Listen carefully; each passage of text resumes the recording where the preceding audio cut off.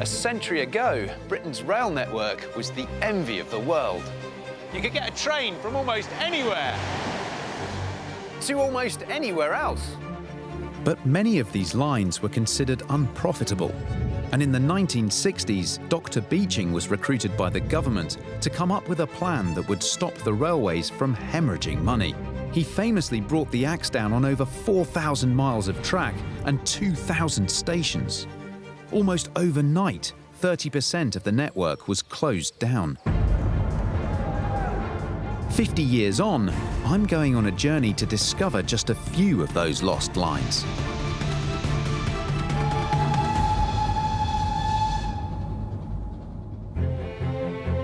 This time I'm in Devon, walking the lost railway between Plymouth and Exeter via Dartmoor. It's a 50-mile journey in total. A train still runs from Plymouth to Alston, but from Alston onwards, this goods and passenger railway is lost for 18 miles, almost to Oakhampton. The line started in Plymouth, one of the most historic ports on the south coast. It ran Through the fertile farmlands in the heartland of West Devon.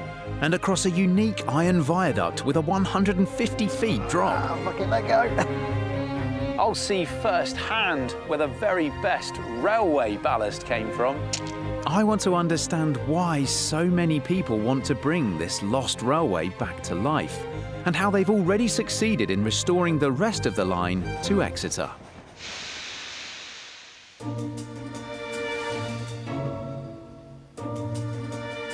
One of the biggest challenges walking lost railways can be getting started, finding the exact point where the old track bed begins. They can be completely overgrown and sometimes have been built right on top of. Once you find it, you're well away, especially if you've got an old map that shows you the exact route where the old railway used to go. And that's why I've come here. I'm looking for the garage that belongs to house number 6. And here it is. And it's in here that I'm hoping to find my start point for the journey walking the lost section of the London and South Western Railway. Hello?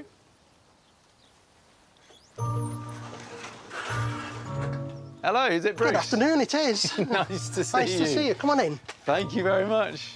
Look at this. Thanks, Bruce. Oh, this is amazing. Bruce is a model railway enthusiast. I'm hoping to find some clues as to where to start my journey amongst his meticulous scale model of Alston Station. What I am trying to do is walk the route that the old line took. And the tricky thing for me is finding the point where today's railway stops and the lost railway that's no longer there begins. Right, and it's not always easy because you're trying to find the start point of something that's no longer there anymore. Yeah. The first thing Bruce does is emulate the train I'll be coming in on from Plymouth, which still runs to this day. This could be you from your train from Plymouth. Excellent. The train journey from Plymouth to Alston is about 8 miles. When you arrive on the train at Alston, you need to head that way, just as little chappie here will. Fantastic, Bruce. Have you made this specially? He was made over the weekend. And once you get to the end, if you're down the ramp and along the track for about 200 metres, and then you'll come to a dead end, and to carry on, it's walking all the way to Oakhampton for you. So Bruce has given me an idea of where I need to head. Now I need to do it for real. I'm just off the train from Plymouth and I'm here at the real Alston station. And this is as far as the train comes in this direction these days. Well, having spoken with Bruce and seen all this on a miniature scale, I'm pretty confident I know where the old track bed runs. It's this way.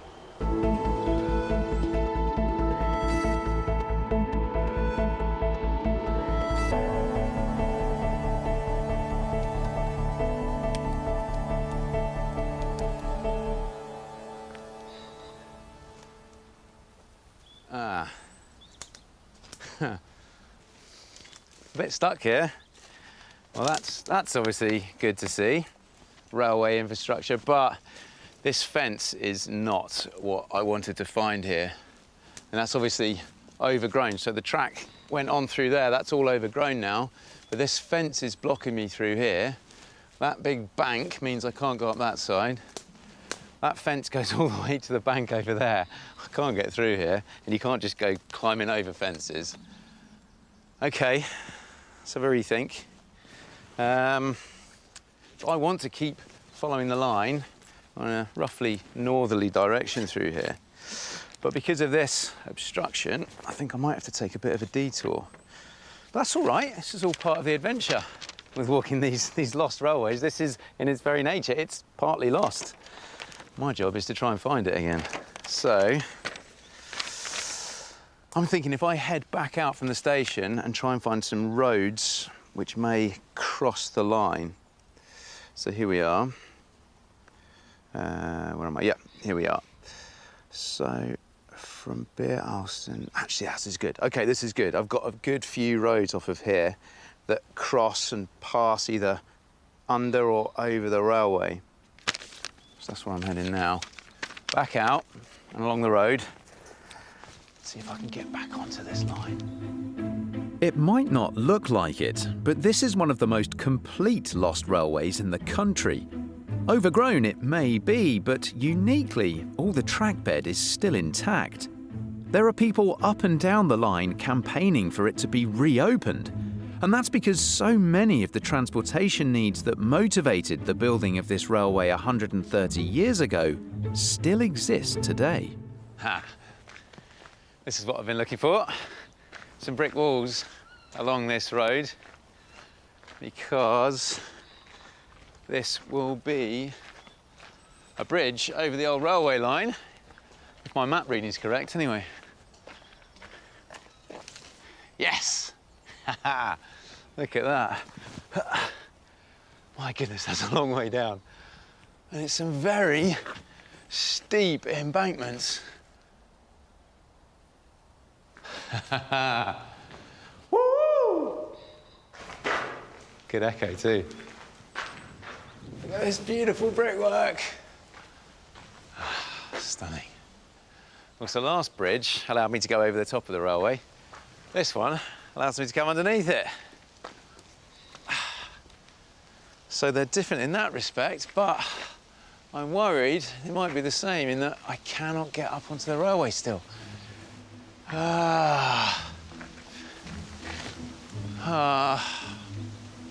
Looking for a nice, easy way up, back onto the line. I say back on, I've hardly been on it yet. This looks like it might have been walked. Try this. This is definitely the easiest way up to the line, or down to the line I've had yet. Whee.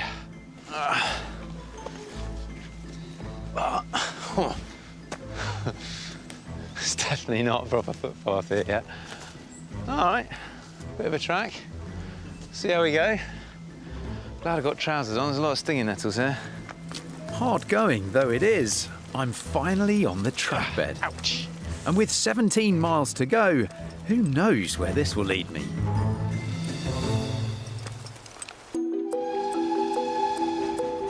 I'm following the route of the London and South West Railway from Plymouth to Exeter, but I've barely walked a mile from where I first started at Beer Alston. Following the routes of long-forgotten railways can be extremely challenging. The lines have been closed for more than 50 years, and if the land's been left unattended, they can become extremely overgrown, and in summer, virtually impassable. Ouch. A couple of miles later, I've been forced back on the road. Sadly, not every viaduct is safe to walk on, but by keeping sight of the lost line, at least I can see I'm heading in the right direction. A thickly wooded avenue of trees conveys the lost railway into the town of Tavistock. And for the first time on this journey, I can easily walk the track bed thanks to a public walkway across the great Tavistock Viaduct. It breathes life back into this gigantic structure. Imagine people's excitement when steam trains first ran across this railway in the sky. towering as it does above the ancient streets below. Tavistock is the birthplace of Francis Drake, the man who was playing bowls when the Spanish Armada was spotted coming up the English Channel. Surrounded by rich farmland, it's always been an important market town. Lavish buildings like the town hall are also a reminder that by the 19th century, it became extremely wealthy from the proceeds of a nearby copper mine. For all these reasons and more, Tavistock was a perfect candidate for the railway, and still would be today. But I've stepped off the line and into the centre of town to try and sample one of Dartmoor's delicacies. In the heyday of the railways, rabbit was an extremely popular and abundant meat. Dartmoor was full of them, both wild and farmed. The warrening industry, as it was known, offered a cheaper alternative to other meats. It's been calculated that from a station nearby, at one point, there were more dead rabbits travelling on trains to London than there were people. And I'm hoping some of that rabbit's still available, because I'm keen to try it out. Palmer's Butchers have been in business since 1962, 6 years before the railway was closed, so they should know a thing or two about rabbits. Hello. Hello, Rob. Is it Duncan? Hiya, nice to meet you. Very nice to meet you. And you, good. Good to see you. This is lovely, all this, Thank you Duncan. very much, yeah. I'll tell you what, though, there is one question that I need to ask you first Yeah. up. Do you still serve rabbit? We do, definitely. You do? Yeah, all year round. Lovely. All year round. Is it it's still a popular meat in these parts? Is rabbit still in demand? Still very popular. When we can get it fresh, then we sell it in the counter, but this time of year we sell it frozen, always keep it frozen. So, yeah. Have you got any around to see? Yeah, let me go and get a couple for you. Yeah, let's have a look. There.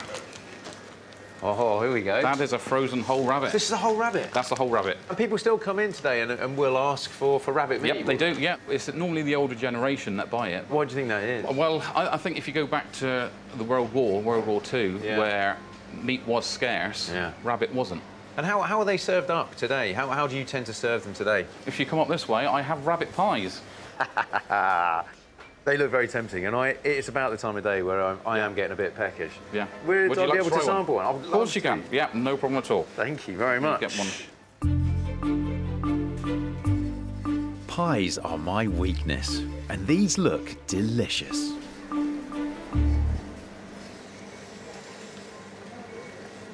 Oh, Duncan, that's cracking. That's put a whole new bent on meat pies for me. Bring back the railways. Bring back the rabbit. Delicious. After Tavistock, the Lost Railway line hugs the western edge of Dartmoor all the way to Oakhampton. I've come up to take a peek at this glorious wilderness. Rabbits still thrive here, although not in the numbers they used to. Too high for the railways, and indeed for most of the population. Just 33,000 people live amongst this rugged landscape.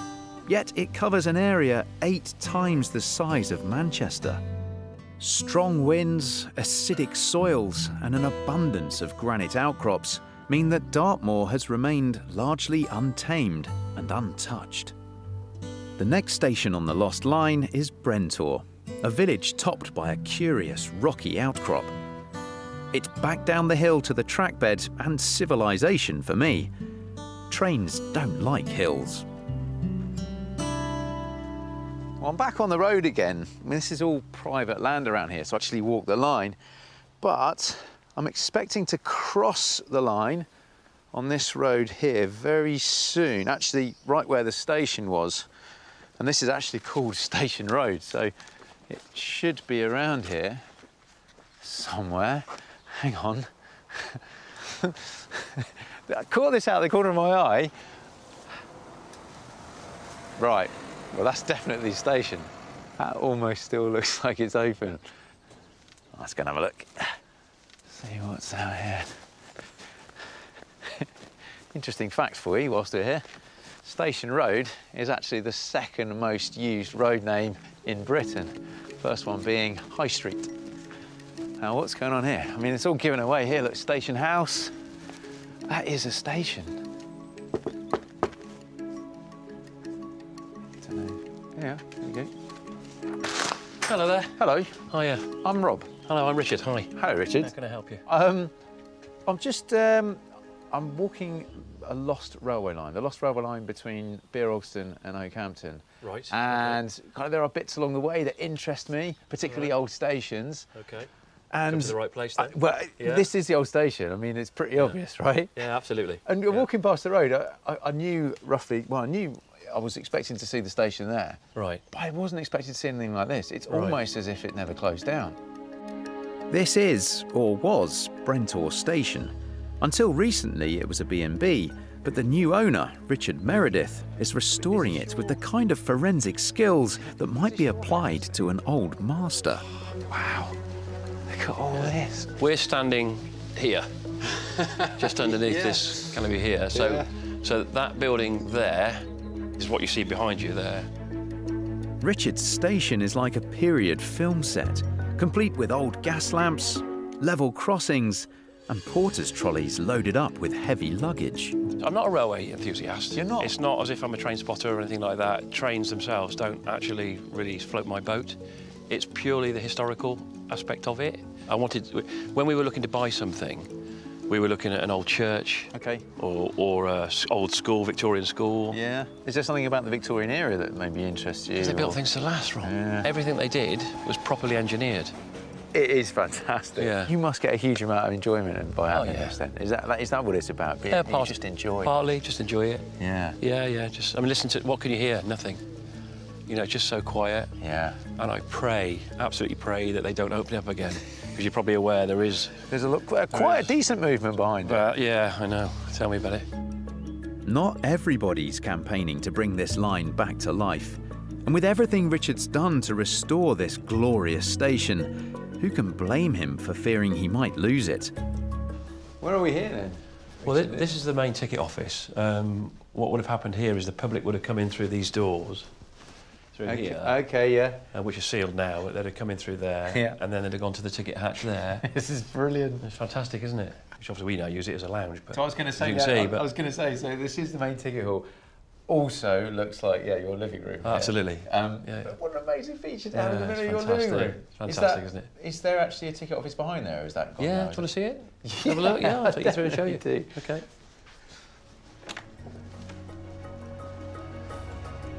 This is probably the most historical part of the whole property. When I first came and saw the house, this is the bit that really was like, wow, this sells it to me. It's fantastic. This just gets better and better. It it's gets amazing. better and better. Yeah. These are tickets here. So you would, obviously they'd come there, they'd say where they wanted to go. Yeah. They'd take the appropriate ticket from the box, stamp it with the ticket machine, typical stamping machine here. Pass it over, take the money, and away they go.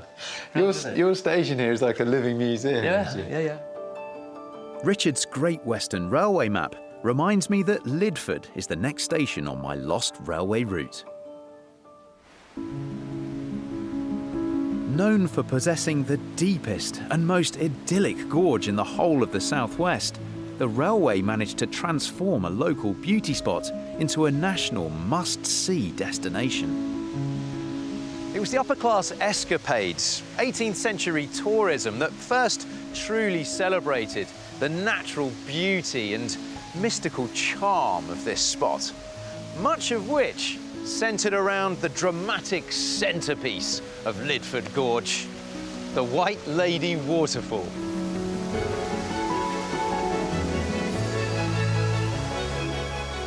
And it is a truly impressive cascade. It's unlike anything most people would have experienced anywhere else at the time. But it was the arrival of the railway station in Lydford in 1874 which brought tourists here in their droves and from all walks of life. Suddenly, day trips for the working classes from the likes of Exeter or Plymouth were easy and affordable. And you can imagine their reactions when confronted with this.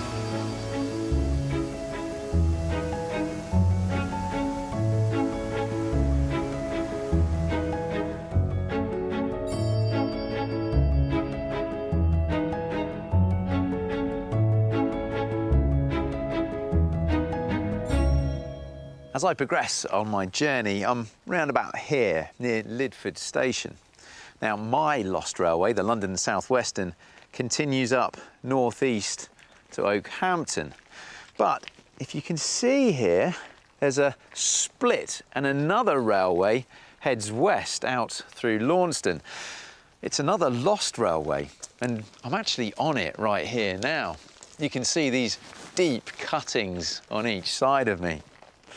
Now, I'm taking this small diversion, let's call it, west out here to a place called Lifton, because there's a factory there that's been in operation for over 100 years that was only originally built there at Lifton because of the existence of this railway. And I've got a strong feeling it's going to take me right back to my childhood.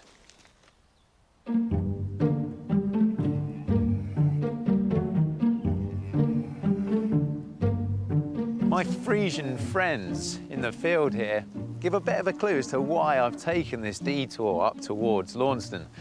Devon is, of course, famous for its dairy produce. In fact, the southwest of England is home to around 1/3 of the country's dairy cows. But it's one product in particular that I've come to explore.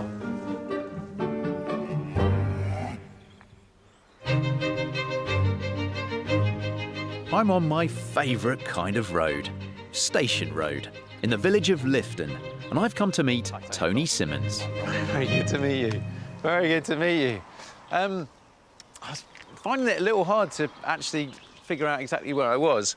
A big clue for me was the fact that I've got Station Road along there that I was walking along, but I couldn't really take the exact line of the route because your great big factory here was in the way. Right. So the factory's been built on the route of the former railway, and we're stood on the railway at the moment. This road is... This road is the path of the original railway. It's the railway. So let's have a look at this. There's the factory, and there's a level crossing. Is that a level crossing? Looks like one to me. Level crossing. We're actually stood in front of the spot at the moment. That's just here. Fantastic. So, if you say so, that's heading up towards Launceston. Launceston, yes. So I'm coming this way from Lydford. So that is where the trains the will be coming railway in. went across this level crossing and through what is now the site of the factory. It's quite hard to imagine that now, isn't it? It certainly is, yeah. That's, yeah. And the house on our left is just in the side of this picture. And was the old station master's house. And that's this one here, is it? That's this one still standing here. And that's... Yeah, let's have a look. That's the station master's house still there. See, I love all of this. But you have to know your history. Yeah. You could quite easily walk past all of this without having any clue that the railway used to be here, could you? And actually, these triangular roofs of the factory are quite distinct. You still... And they're still there. You can see one of them through the gap. And, yeah, they were... this was the factory as it was beginning to be built in the late 1950s. The current factory. Gotcha. I can now reveal that the product I've come to explore is none other than rice pudding. The Ambrosia factory owes its very existence to the railway. It was built alongside Lifton Station for the express purpose of bringing milk and rice into the factory and dispatching cans of rice pudding out to the rest of the country. Alfred Morris opened the factory in 1917, 52 years after the railway was first laid here. Initially, it was used to make milk powder.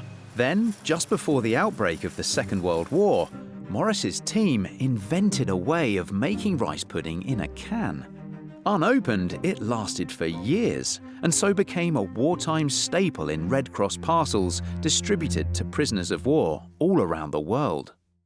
We've got all our empty cans here, so then the first thing first is rice going in, is it? So the rice is filled on this machine into each of the cans, and the rice is raw at this point, and this is the quantity of rice that goes into each can. Hey!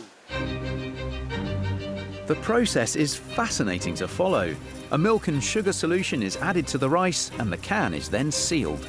We don't want anything getting in or out of the can, because we're going to use the can, if you like, as a small pressure cooker to cook and sterilise the product and kill all the bacteria. The contents are cooked inside the can in massive ovens, then cooled and cooked again. Only then do they become genuine canned rice pudding, ready to eat. Luckily for me, every batch of rice pudding is tested and tasted for quality control, and I'm available. Well, I mean, I'm staring looking at it. I think we just got to get in there, haven't we? Yeah. Dig in. Dig in. Lovely. Now, a lot of people have their rice pudding hot. I enjoy my rice pudding cold, I have to say. For me, it feels like tasting it pure. Tasting it pure. Can I get in? I'm really excited about it.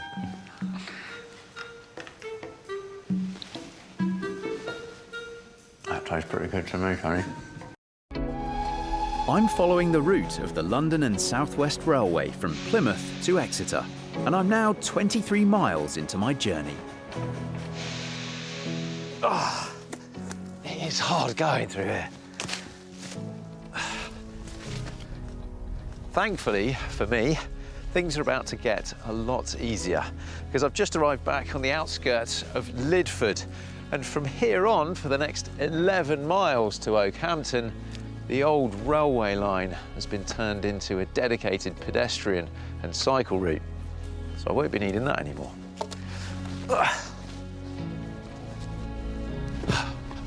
Plain sailing for me now, in comparison to what's back there.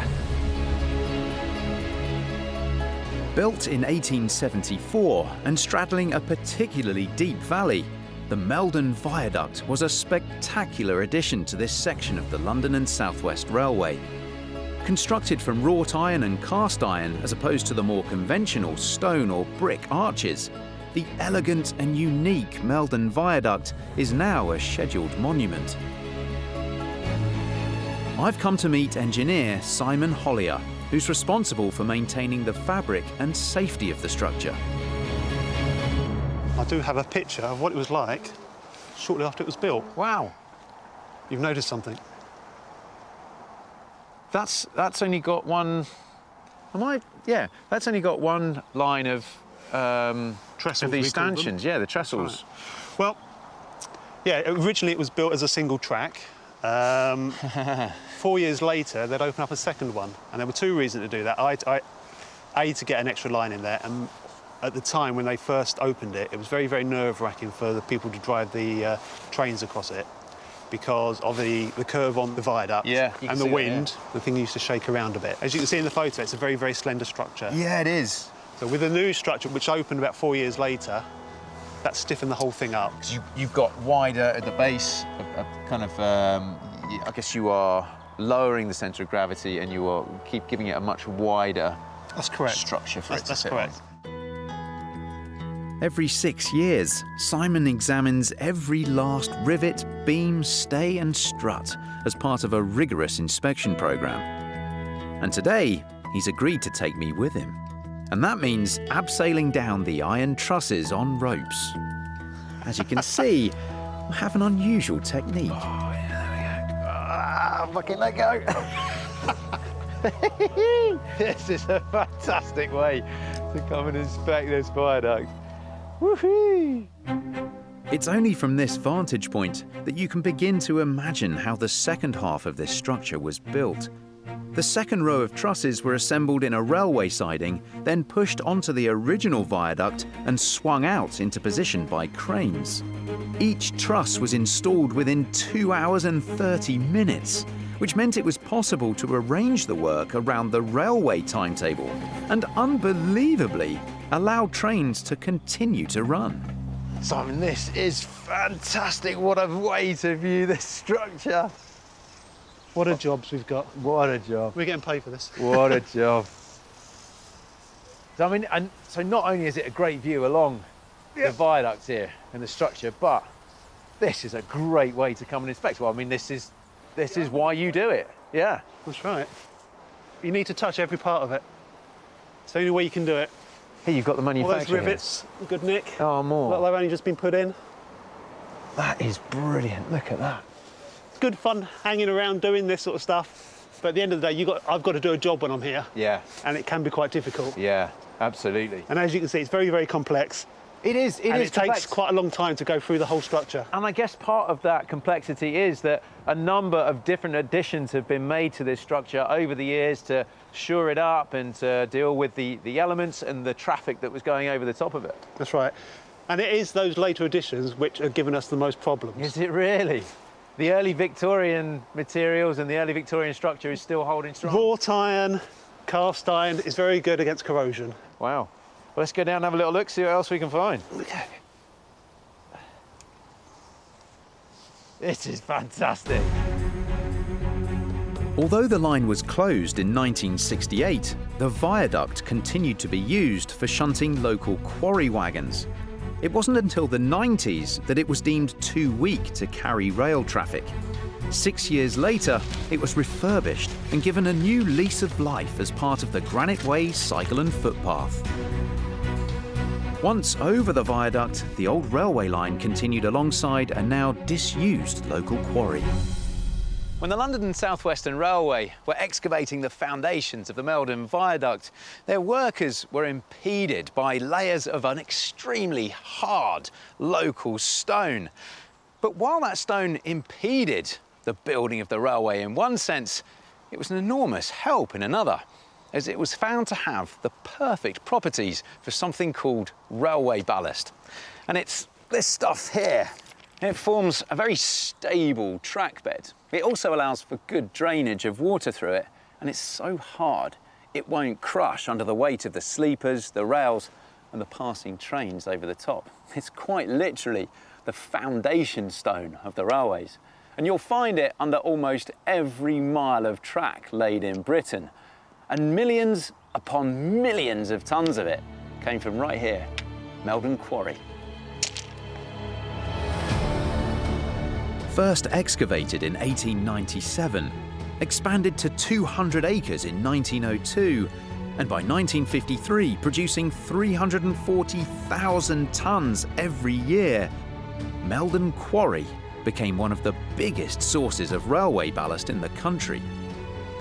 Walking through the quarry now is an extraordinary experience. The sheer size and scale of this place is intimidating. I've joined Graham Hicks, who used to run the quarry. He's going to take me to where they conducted the very last excavation blast before the quarry was closed in 2011. What rock made up railway ballast? They were seeking the hornfells as railway ballast. There are other geological types here. Hornfells, that was the name of the rock type, was it? Yes. Yeah. And it's very hard, tough, very abrasive to work. And so where are we coming to We're here? coming here now. This was the last blast, and this is the hornfells mineral. The last blast? And that was probably in about April or May 2011. Yeah. And as you can see, a lot of it's still there, unprocessed. So it was blasted and never consumed. But this is hornfells here, is it? It is. This is the rock that was being used for railway ballast. But that obviously this stuff's way too big. I mean, what?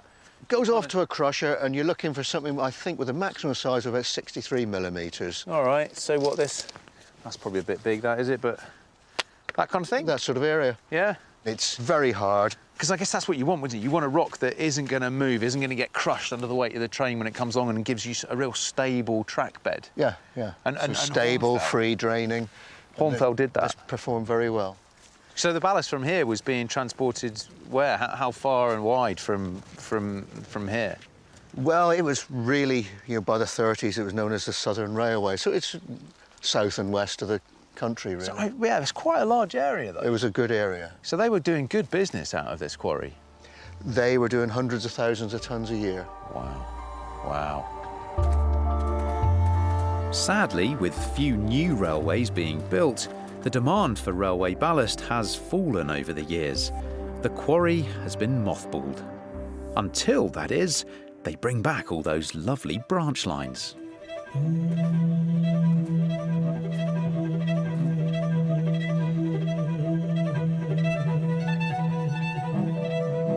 Less than a mile away from Meldon Quarry and up on the high moor is Oakhampton Army Camp. For as far back as the Bronze Ages, Dartmoor's been used as a defensive location. And in the late 19th century, the completion of the London and South Western Railway kick-started military training here in earnest, bringing soldiers to and from Oakhampton Station before making their way here to Oakhampton Army Camp up on the high moors. But there's a short section of railway hidden away out there somewhere that helped those soldiers with their sharp shooting. Crispin, we good to go? Let's do it. Let's mount up and head out. The London and South West Railway never ventured up onto Dartmoor itself. The gradient was too steep. But a very different kind of railway was constructed here. Built in the shape of a figure of 8, the sole purpose of the Rotor Railway was to provide moving target practice for the army. Fallen into disuse in recent years, Lieutenant Colonel Crispin de Piche has offered to show me what's left of it. After an extremely bumpy ride, we arrive at what looks like a stone bunker. Oh, Here we are. we've got ourselves some railway tracks and what looks like railway sheds. Wow. There you are. Inside is what's known as a Wickham trolley, a railway engineering personnel carrier. Let's have a look. Powered by a standard 4-cylinder car engine, each Wickham trolley was adapted to a specific use. And you've got a registration number. This Wickham trolley could be expected to be shot at and shelled on a regular basis. So to protect it, it was thoroughly armour-plated, which is why it ended up looking more like a small tank. This is an infantry target. Okay. So this is the charging man. Yep. And what you do in reality would be a much bigger target. It'd be a replica to your tank. But you put this here, trundles along, and therefore what you're hoping is the people firing, they don't see the engine. They're not engaging the engine. They're obviously engaging the target. Gotcha. And then you're getting an indication as to whether they're hitting it or not. So now I've seen how it all works, Crispin shows me the route the railway line took the moving target on. Okay, yes, there's the little turning loop here. Yep. And then Yeah, so just putters along, comes around, keeps on going, comes back on itself, and then goes back down this way.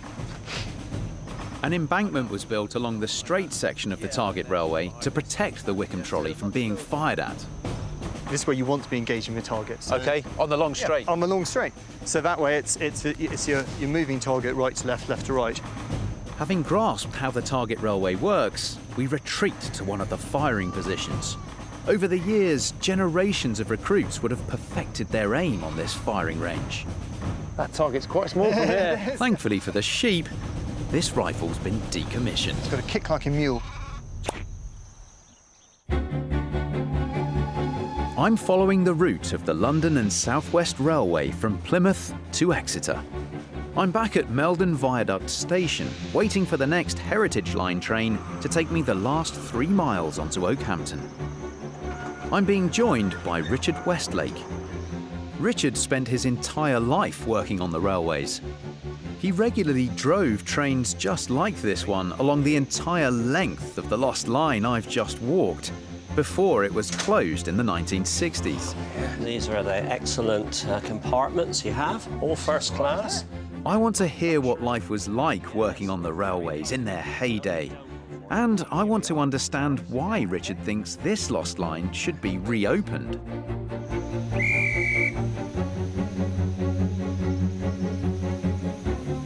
Oh, here we go. There's a whistle. Yeah, Hey. here we are. Here we go. And the little toot from the engine, and we're away, look. Hey. So this, albeit quite a short bit of line here, it's fairly important, this is a heritage railway now running here. It's an heritage railway which runs from here. From Meldon? That's right. And that's been running for how long? Oh, I suppose about 10 years now. Yeah. Before that, it was the main line, the southern region main line to Plymouth. Your relationship with this line goes right back to the very start of your life, doesn't it? I suppose in a way, I was brought up in a railway family. My father was a train driver, had 6 or 7 brothers, I think 7, and all were on the railway. So that is your immediate family. Was the railway then kind of an extended family for you and everybody else who worked on there, be it an actual relative or not? Very much so, and they always did say, and I think there's some truth in it, that to get onto the footplate on the railway, you had to be a part of that family. You had to have a father who was a fireman or a driver. I think some of it was because of the shift system we used to work.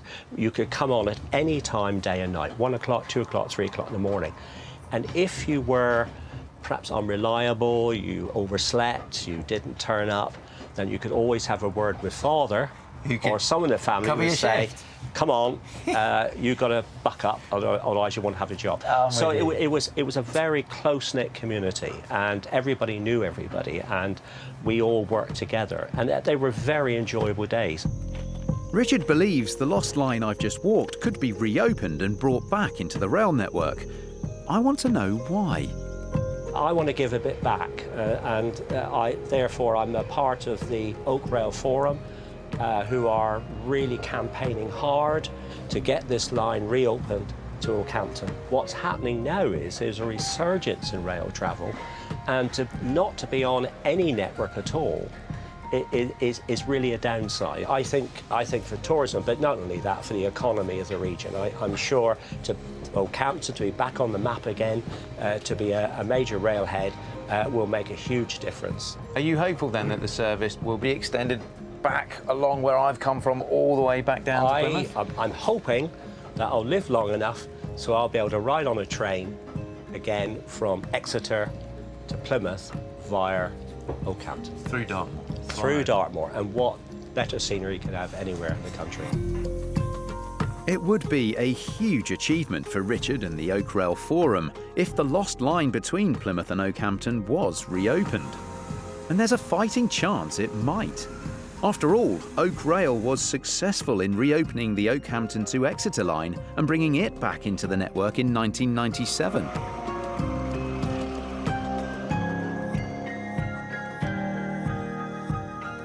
This is the end of my lost line and the beginning of the refound line that will take me from here to my final destination, Exeter.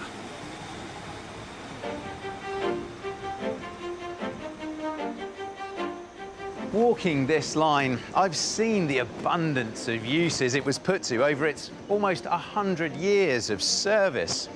The fact is that many of the demands that drove the development of this railway in the first place still exist today. So the call to reinstate it isn't purely nostalgic. And it's only due to dogged campaigning like Richard's Oak Rail Forum that I'm able to complete my journey from Plymouth all the way to Exeter just as they did 50 years ago, on the train. The 1759 Great Western Railway service for Exeter to Devon is now ready to depart. Please stand well and clear.